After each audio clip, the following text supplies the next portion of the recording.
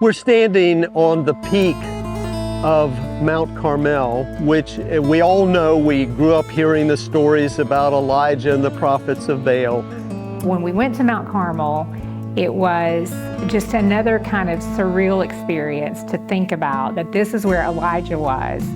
Send and gather all Israel to me at Mount Carmel, and the 450 prophets of Baal, Lord, Master, and the 4 prophets of Asherah. Remember, that was the fertility goddess that struck at the heart of the Abrahamic covenant. I will give a seed to you. So they're going to have a major clash of spiritual kingdoms right here. The Baal worshipers had created an altar and had torn down the altar of Yahweh. And Elijah calls upon the prophets of Baal, call out to your God, wake him up, get him to do something. Let's see the evidence of who is really in charge.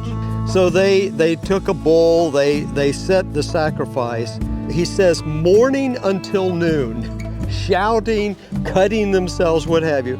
They limped around the altar that they had made. And at noon, you see some sarcasm here?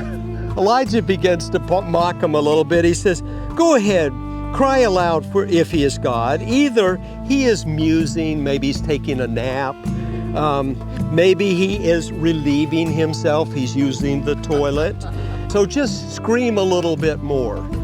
Then Elijah calmly steps into the scene and he says, come near to me. And all the people came to him.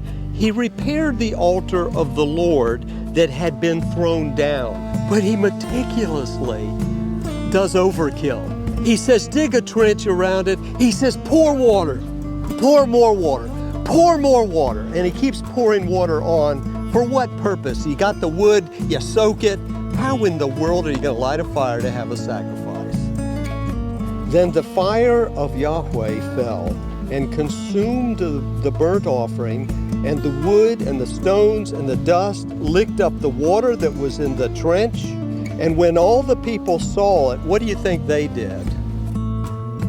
Well, that's really interesting, isn't it? It says, they fell on their faces and said, and here's what they said, Yahweh, He is God.